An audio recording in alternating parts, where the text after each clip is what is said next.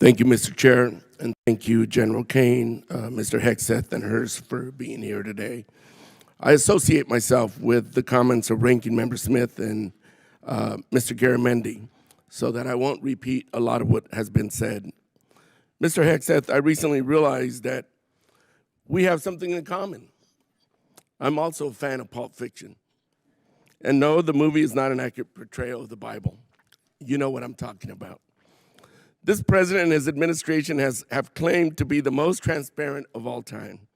With that in mind, I'd love to get some straightforward answers today. Some estimates show that the Trump administration's war of choice in Iran is costing taxpayers around $1 billion every day.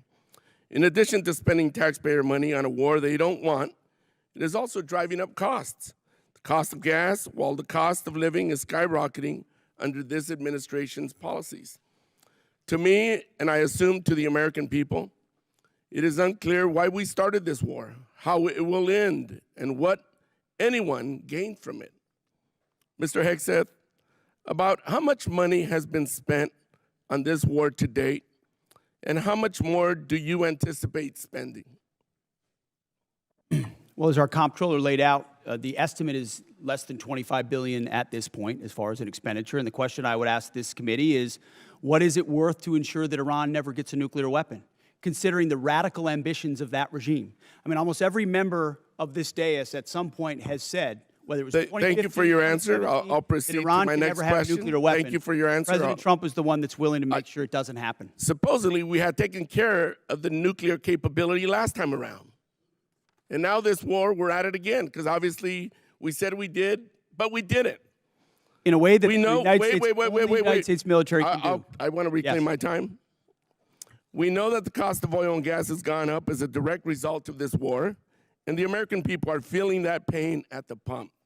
In an attempt to alleviate the high price of gas caused directly by this president, he lifted sanctions on Russian oil. The way I see it, this is a massive gift to Putin and Russia's struggling economy. Mr. Hegseth, is there any concern that easing sanctions against Russia will allow Putin to continue funding Russia's illegal war against Ukraine?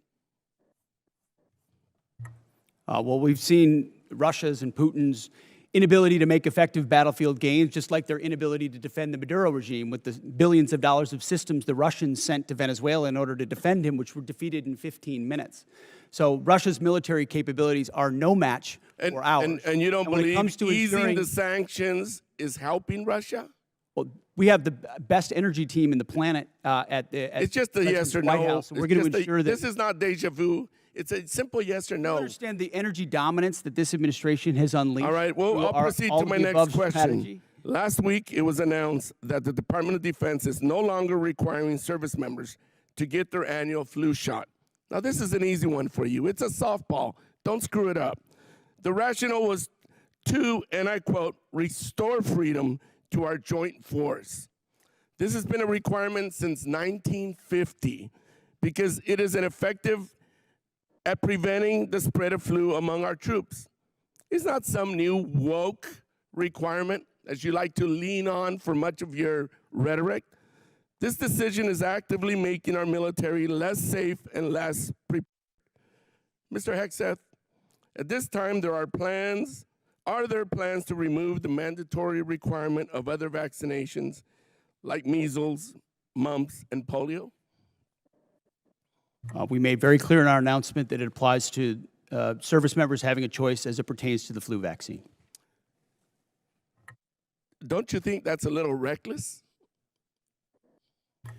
No, I think allowing well-informed Americans who serve our country to make a choice is not reckless. And commanders will still have latitude, say, for a submarine or something else to make a decision for a unit about whether it could be mandatory in a particular circumstance. But overall, our troops have earned the right to be able to choose about something like that related to their health.